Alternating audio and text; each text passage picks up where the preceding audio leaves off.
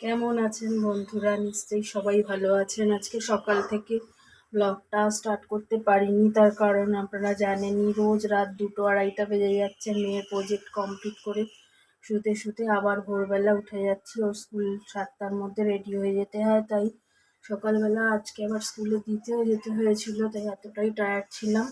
আবার এসে তো রোজকার কাজগুলো আছেই, কাচা ধোয়া সব কমপ্লিট করে সকাল থেকে ব্লগটা শুরু করতে পারিনি, তাই দুপুরেই শুরু করলাম। মানে যখন থেকে আমি রান্না স্টার্ট করলাম তখন থেকেই আমি ব্লগটা শুরু করলাম। এই দেখুন, আমার কলমি শাক ভাজা হয়ে গেছে। কলমি শাকটা ভাজার সময় আমি আগে ভালো করে কলমি শাকটা বেছে প্রথমে গোটা শাকটা না ধুয়ে নিই, তারপরে ওই শাকটা ভালো করে মানে কেটে তেলের মধ্যে গোটা মানে কালো জিরে, তারপরে শুকনো লঙ্কা এগুলো ফোড়ন দিয়ে দিই, একটু রসুনও দিয়ে দিই, তাতে টেস্ট ভালো হয়। তার মধ্যে শাকটা দিয়ে ভালো করে ভাজা ভাজা করি, একটু কাঁচা লঙ্কা দিয়ে দিই, নামানোর আগে অল্প নুন মিষ্টি দিয়ে নামিয়ে দিই, খুব টেস্ট হয়। এরমভাবে খেয়ে দেখবেন আপনারা, খুব ভালো লাগবে। এবারে করব, এই যে রুই মাছ এনেছে, মাছটা ভালো করে ধুয়ে নুন হলুদ মাখিয়ে রেখেছি। মাছটা একটু ম্যারিনেট করা থাক, তাহলে নুন হলুদগুলো ভালো ঢুকবে।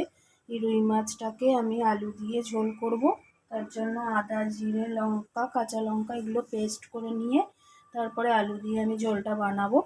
আর একটা পেঁপেও এনেছে, ঢ্যাঁড়সও আছে। এগুলো আমি সাধারণত তরকারি করি না, কারণ পেঁপে আর ঢ্যাঁড়সটা সিদ্ধ খেতেই আমাদের সবাই ভালোবাসে, তাই আমি পেঁপেটা ভাতে সিদ্ধ দিয়ে দেবো, আর ঢ্যাঁড়সটা যদি রাত্রে খায় তো রাত্রে দেবো, সিদ্ধ খাবো।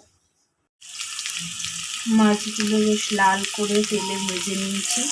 এবার কড়াইতে এই মাছ ভাজার তেলের মধ্যেই জিরে আর তেজপাতা ফোড়ন দিয়ে আলুগুলো ছেড়ে দিয়েছি। আলুগুলো বেশ ভাজা ভাজা হলে তারপরে হলুদ, তারপরে মশলাটা রেডি করে রেখেছি, আদা জিরে লঙ্কা আর নুন, এগুলো দিয়ে ভালো করে একটু কষিয়ে জল দিয়ে আলুগুলো সিদ্ধ হয়ে গেলে মাছটা ছেড়ে নামিয়ে দেবো। আজকে দুপুরের মেনুতে এই দেখুন, গরম ভাত আর পেঁপেটা বলেছিলাম সিদ্ধ দেবো, সিদ্ধ দিয়েছি। কলমি শাক ভাজা আর মাছের আলু দিয়ে ঝোল করেছি।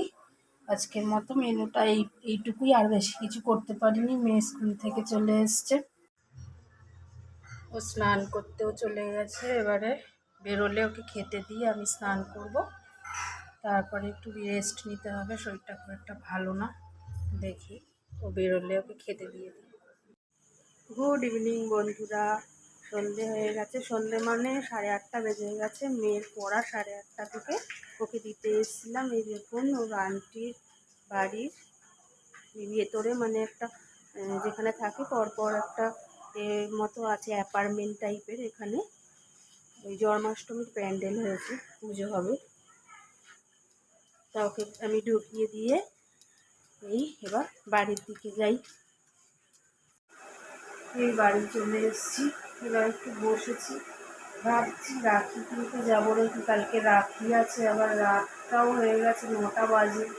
দেখি আজকে না গেলে কালকেই কিনে আনবো। এখন বরং মেয়ের পড়ার যে বই রাখে ওই জায়গাটা একদম অগোছালো হয়ে আছে, ওখানটা একটু গুছিয়ে নিই।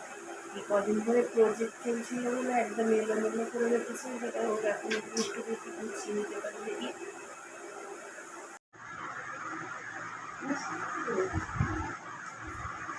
এখন একটু পার্লারে এসে আইব্রো করতে অনেকদিন আসা হয় না, তাই রাখিপুরে যাওয়ার পথে পার্লারে এসে তাহলে পাড়াতেই ভালো পার্লারটা কেটেই আসি।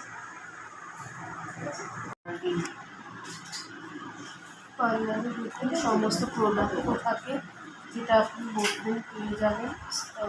সহকারে স্পাও করে এখানে, অনেক কসমেটিক্সও আছে, সানগ্লাস পেয়ে যাবেন, আর অনেক কসমেটিক্সও এখানে রাখা থাকে, জুয়েলারি আছে, বিভিন্ন প্রোডাক্ট এরা রাখে। খুব ভালো পার্লারটা, যত্ন সহকারে সব কাজ করে। আমি এখানেই আসি, দেখুন সব আছে, নেল পলিশ থেকে শুরু করে সমস্ত জুয়েলারি এখানে আছে।